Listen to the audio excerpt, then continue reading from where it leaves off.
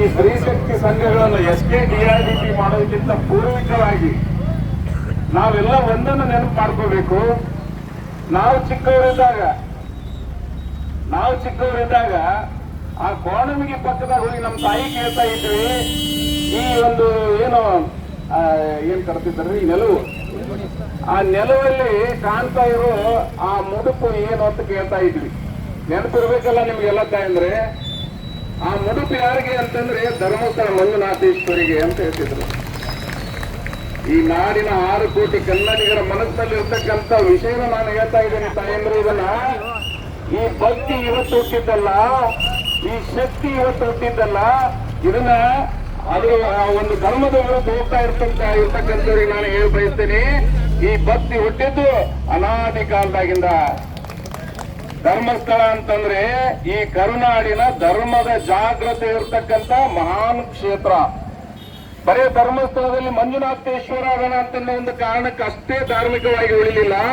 ಪರಮ ಪೂಜ್ಯರ ಮೊನ್ನೆ ನಮ್ಮ ಭಾಗದ ಪ್ರತಿಷ್ಠಿತ ಮಠವಾಗಿರ್ತಕ್ಕಂಥ 3000 ಮಠದ ಮೂಜುಗಂ ಶ್ರೀಗಳು ಹೇಳ್ತಾರೆ, ಬಹುಶಃ ಈ ನಾಡಿನಲ್ಲಿರ್ತಕ್ಕಂಥ 8 ರಿಂದ 10 ಸಾವಿರ ಮಠಾಧೀಶರು ನಾವು ಮಾಡಲಾರದಂತ ಕೆಲಸ ಯಾರು ಮಾಡಿದ್ದಾರೆ ಅಂತಂದ್ರೆ ಪರಮ ಪೂಜ್ಯ ವೀರೇಂದ್ರ ಹೆಗಡೆ ಅವರು ಮಾಡಿದ್ದಾರೆ. ಇಷ್ಟೊಂದು 55,000 ಭಜನೆ ಸಂಘಗಳನ್ನ ರಚನೆ ಮಾಡಿ ಭಜನಾ ಕಮ್ಮಟವನ್ನು ವರ್ಷ ನಡೆಸಿಕೊಂಡು ಬರ್ತಕ್ಕಂಥ ಒಂದು ಈ ಸಂಸ್ಕೃತಿಯ ಉಳಿವಿಗಾಗಿ ಹೋರಾಟ ಮಾಡಿರ್ತಕ್ಕಂಥ ಏಕೈಕ ವ್ಯಕ್ತಿ ಅಂದ್ರೆ ಪರಮ ಪೂಜ್ಯ ವೀರೇಂದ್ರ ಹೆಗಡೆ ಅವರು ತಾಯಂದ್ರೆ. ನಮ್ಮ SKDRDP ಆಗೋದಕ್ಕಿಂತ ಮುಂಚೆ ಸ್ಮಶಾನಗಳನ್ನ ಅಭಿವೃದ್ಧಿ ಮಾಡ್ತಾ ಇದ್ರು ಪೂಜ್ಯರು. ಇಲ್ಲಿರ್ತಕ್ಕಂಥ ಎಲ್ಲ ಹಿಂದೂ ಮುಸ್ಲಿಂ ದೇವಾಲಯಗಳನ್ನ ಅಭಿವೃದ್ಧಿ ಮಾಡ್ತಾ ಇದ್ರು ಪೂಜ್ಯರು. ಅಷ್ಟೇ ಅಲ್ಲದೆ ಕೆರೆಗಳ ನಿರ್ಮಾಣ, ಬಹುಶಃ ಏರಿ ನೀರು ಉಂಬಡಿ ಬೇಲಿ ಕೈಯ ಮಾಡಿ ಉತ್ತಮ ಹುಸಿ ನುಡಿದಡಿ ಉತ್ತರಿ ಮಳಿ ಆಗದಡಿ ಇನ್ಯಾರಿಗೆ ಮೊರೆ ಹೋಗಲಯ್ಯ ಕೂಡಲ ಸಂಗಮನಾಥ ಅಂತ ಬಸವಣ್ಣನವರು ಹೇಳಿದ್ದು ಇವತ್ತು ನಮ್ಗೆ ನೆನಪಾಗ್ತದೆ ಬಂಧುಗಳೇ. 75 ವರ್ಷ ಆಳಿದ ಸರ್ಕಾರಗಳು ಮಾಡಲಾರದ ಕೆಲಸಗಳನ್ನ 1,000 ಕೆರೆಯನ್ನ ತೆಗೆದಿರ್ತಕ್ಕಂಥ ಶ್ರೇಷ್ಠತೆ ಯಾರಿಗಾದ್ರೂ ಬರ್ತದಂದ್ರೆ ಪರಮ ಪೂಜ್ಯ ವೀರೇಂದ್ರ ಹೆಗಡೆ ಅವರಿಗೆ. ನಮ್ಮಲ್ಲಿರ್ತಕ್ಕಂಥ ಎಷ್ಟೋ ತಾಯಂದಿರನ್ನ 10-15 ವರ್ಷದಿಂದ ನಾವು ನೋಡ್ತಾ ಇದ್ವಿ. ನಮ್ಮ ಸಮಾಜದೊಳಗೆ ಇರ್ತಕ್ಕಂಥ ಬಡ್ಡಿ ಸಾಲಗಾರ ಹತ್ರ ಹೋಗಿ ಕೈ ಚಾಚಿ ನನ್ನ ಮಗಳ ಮದುವೆ ಮಾಡ್ಬೇಕು ದುಡ್ಡು ಕೊಡ್ರಿ ಅಂತ ಕೇಳ್ತಾ ಇದ್ವಿ. ನಮ್ಮ ಮನೆ ಕಟ್ಟಬೇಕು ದುಡ್ಡು ಕೊಡ್ರಿ ಅಂತ ಕೇಳ್ತಿದ್ವಿ. ಅವ್ರು ಕೇಳಿದ ಬಡ್ಡಿ ಕಟ್ತಿದ್ವಿ. ಆದ್ರೆ ಇವತ್ತು ನಾವೆಲ್ಲ ಸಶಕ್ತರಾಗಿದ್ದೇವೆ. ಯಾವ ಬ್ಯಾಂಕ್ಗಳು ನಮ್ಮ ಒಂದು ಆಸ್ತಿ ಪತ್ರಗಳನ್ನ ಆಧಾರವಾಗಿ ಇಟ್ಕೊಂಡು ನಮಗೆ ಸಾಲ ಕೊಡೋದಿಲ್ವೋ, ಏನಾದ್ರೂ ಈ ಇಡೀ ಕರ್ನಾಟಕದಲ್ಲಿ ಒಂದು ಬ್ಯಾಂಕ್ಗಳಾಗಿ ನಿಮ್ನ ನಿರ್ಮಾಣ ಮಾಡಿದ್ದಾರೆ ಅಂತಂದ್ರೆ ಅದು ಪೂಜ್ಯ ವೀರೇಂದ್ರ ಹೆಗಡೆ ಅವರ ತಾಯಂದ್ರೆ. ಇಷ್ಟೊಂದು ನಮ್ಮೆಲ್ಲ ತಾಯಂದ್ರನ್ನ ಇವತ್ತ ಸ್ವಾವಲಂಬಿಗಳನ್ನು ಮಾಡಿದ್ರು. ಈ ಸಮಾಜಕ್ಕೆ ಹುಟ್ಟಿದ ಮಗುವಿನಿಂದ ಹಿಡಿದು ಕೊನೆಯವರೆಗೆ ಸ್ಮಶಾನ ನೋಡ್ರಿ ಮುಕ್ತಿಗೆ ಒಂದು ಏನು ಬೇಕಾಗಿಲ್ಲ. ನಾನು ರಾಜಕಾರಣಿಯಾಗಿ ನನ್ನ ಅರವಿಂದನವರ ನೆಲೆಯಲ್ಲಿ ಬೆಳೆದಂತ ಒಬ್ಬ ರಾಜಕಾರಣಿಯಾಗಿ ಹೇಳೋದೇನಂತಂದ್ರೆ 25 ವರ್ಷದಲ್ಲಿ ಸಲೀಸಾಗಿ ಯಾವ್ದಾದ್ರು ಒಂದು ಸಂಘ ಸಂಸ್ಥೆ ಯಾವ್ದಾದ್ರು ಒಂದು ಸ್ಮಶಾನಕ್ಕೆ ದುಡ್ಡು ಕೊಡ್ಸಕ್ ಆಗಿದೆ ಅಂತಂದ್ರೆ ಸರ್ಕಾರದಿಂದ ಆಗಿಲ್ಲ ಬಂಧುಗಳೇ. ಇದನ್ನ ನಾನು ಒಂದು ಇದರಿಂದ ನಿಖರತೆಯಿಂದ ಹೇಳ್ತಾ ಇದ್ದೀನಿ. ಪೂಜ್ಯರ ಬಳಿ ಆ ಸಂಘ ಸಂಸ್ಥೆಗಳನ್ನ ಕಳಿಸಿದಾಗ 15 ದಿನದಲ್ಲಿ ಅವರಿಗೆ ಚೆಕ್ ಬಂದಿದೆ. ಹೇಳಿ, ಇಂಥ ಒಂದು ಶಕ್ತಿ ಯಾರಾದರೂ ಈ ರಾಜ್ಯದಲ್ಲಿ ನಡೆಸ್ತಾರ? ಇನ್ನೊಂದಿಷ್ಟು ವಿಷಯ ನಾನು ನಿಮ್ಮನ್ನು ಕೇಳ್ತೇನೆ ಬಂಧುಗಳೇ, ನೀವೆಲ್ಲ ನಿಮ್ಮ ಮನೆಯಲ್ಲಿ ಹೋಗಿ ಹೇಳ್ರಿ.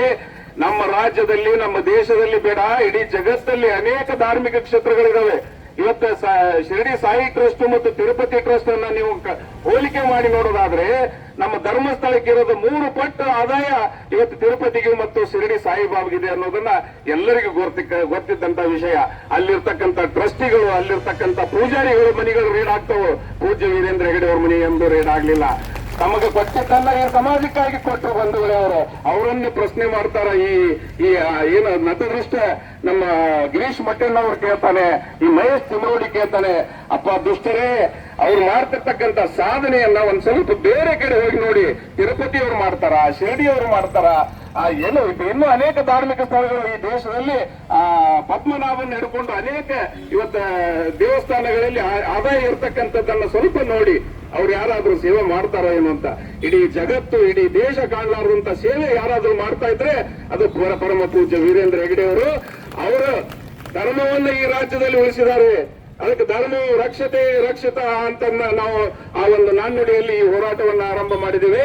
ಧರ್ಮವನ್ನ ನಾವು ಉಳಿಸೋದಂತಂದ್ರೆ ಏನು? ಧರ್ಮ ನಮ್ಮನ್ನ ಉಳಿಸ್ತತಿ ಅಂದ್ರೆ ಏನು? ನಾವೇನು ನಮ್ಮ ತಾಯಂದ್ರೆ ಇವತ್ತು ಮುಡುಪನ್ನ ಕಟ್ಟಿದ್ರಿ, ಆ ಧರ್ಮ ಇವತ್ತು ಈ ನಾಡನ್ನು ಉಳಿಸ್ತಾ ಇದೆ ತಾಯಂದ್ರೆ. ಆ ಧರ್ಮ ಯಾರಿಂದ ಉಳಿಸ್ತಾ ಇದೆ ಅಂದ್ರೆ ಪರಮ ಪೂಜ್ಯ ವೀರೇಂದ್ರ ಹೆಗಡೆ ಅವರಿಂದ. ಮನುಷ್ಯ ಮಹಾದೇವನ ಆಗದ ರೀತಿಯಲ್ಲಿ ಮಂಜುನಾಥೇಶ್ವರನ ಸನ್ನಿಧಿಯಲ್ಲಿ ಮಹಾದೇವನ ರೂಪದಲ್ಲಿರ್ತಕ್ಕಂಥ ವೀರೇಂದ್ರ ಹೆಗಡೆ ಅವರಿಗೆ ಇವ್ರು ಏನೇನೋ ಬಣ್ಣ ಹಚ್ಚಕ್ ಹೋಗ್ತಾರೆ.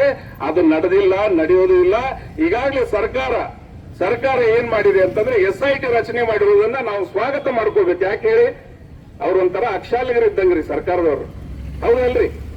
ಬೆಂಕಿ ಹೆಚ್ಚಾರಿ ಅದನ್ನ SIT ಮುಖಾಂತರ ಬೆಂಕಿ ಹೆಚ್ಚಾರ. ಎದಕ್ ಹೆಚ್ಚಾರ ಹೇಳ್ರಿ? ಬೆಂಕಿನ ಬಂಗಾರಕ್ಕೆ ಹೆಚ್ಚಾರ. ಬಂಗಾರ ಹೊಳಪು ಈ ರಾಜ್ಯಕ್ಕೆ ತೋರಿಸ್ಬೇಕಾಗಿದೆ. ಅವರು ಸತ್ಯದ ಬೆಳಕನ್ನ ಈ ರಾಜ್ಯಕ್ಕೆ ತೋರಿಸಬೇಕಾಗಿದೆ. ಅದಕ್ಕೆ ನಮ್ಮ ಹೋರಾಟ ಸರ್ಕಾರದ ವಿರುದ್ಧ ಅಲ್ಲ, ನಮ್ಮ ಹೋರಾಟ ಆ ದುಷ್ಟರ ವಿರುದ್ಧ. ಈಗಾಗಲೇ ಇಬ್ಬರನ್ನ ಬಂಧಿಸಿದ್ದಾರೆ ತಾಯಂದ್ರೆ, ಈಗಾಗಲೇ 2 ಜನ ಬಂಧಿಸಿದ್ದಾರೆ. ಆದ್ರೆ ಇನ್ನೂ 2-3 ಜನ ಅವ್ರೇನು ಸಮೀರ್ MD ಆಗಿರ್ಬೋದು, ಜಯಂತ್ T ಆಗಿರ್ಬೋದು, ಈ ಹಿನ್ನೆಲೆಯಲ್ಲಿ ಯಾರ್ಯಾರಿದ್ದಾರೆ ಅವರೆಲ್ಲರನ್ನ ಬಂಧಿಸಬೇಕನ್ನೋದು ನಮ್ಮ ಜನಗ್ರಹದ ಉದ್ದೇಶ. ಈಗಾಗಲೇ ಬಂಧಿಸಿರುವುದನ್ನ ನಾವು ಸ್ವಾಗತ ಮಾಡ್ತೇವೆ.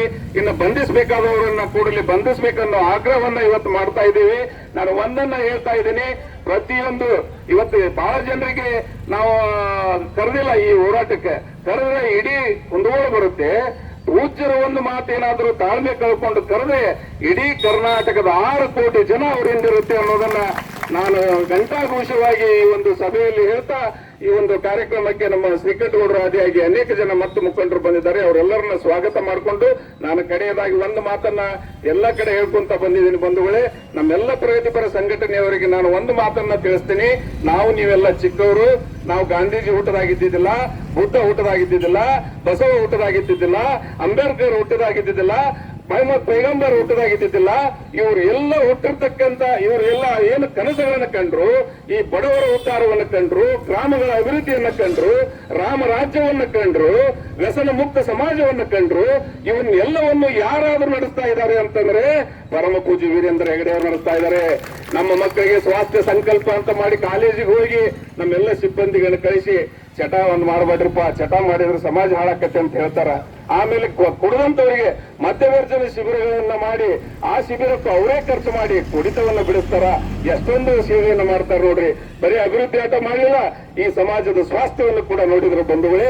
ಅದಕ್ಕಾಗಿ ಪರಮ ಪೂಜ್ಯ ವೀರೇಂದ್ರ ಹೆಗಡೆ ಅವರ ಮೊದಲ ಅಭಿಮಾನಿಗೆ 25 ವರ್ಷಗಳ ಕಾಲನ ಆ ಸಂಸ್ಥೆಯೊಳಗೆ ಅದೇವೆ ಅನ್ನೋದನ್ನ ನನಗೆ ಬಹಳ ಹೆಮ್ಮೆ ಅನ್ಸುತ್ತೆ ಅನ್ನೋ ಮಾತನ್ನು ಈ ಸಂದರ್ಭದಲ್ಲಿ ಹೇಳಿ, ದಯವಿಟ್ಟು ಇನ್ನೂ ಅನೇಕ ಹಿರಿಯರು ಮಾತಾಡೋರಿದ್ರಿ, ತಾವು ದಯವಿಟ್ಟು ಅಲ್ಲಿ ತಹಸೀಲ್ದಾರ್ ಆಫೀಸ್ ಕಡೆ ಮಾತಾಡ್ರಿ ಅಂತ ತಮ್ಮಲ್ಲಿ ವಿನಂತಿ ಮಾಡ್ಕೊಂಡು ನಮ್ಮ ಪ್ರಭು ಸಂಕಾವರ್ಷಣಿ ಅವರು, ಕಲ್ಲಪ್ಪ ಅರಕುಣಿ ಅವರು ಅವರೆಲ್ಲ ಬಹಳ ಹೋರಾಟದ ಮಾತು ಹೇಳ್ತಾರ್ರಿ. ನಾನಂದ್ರೆ ನನಗಿಂತ ಬಲ ಮಾತಾಡ್ತಾರ ಅವರು.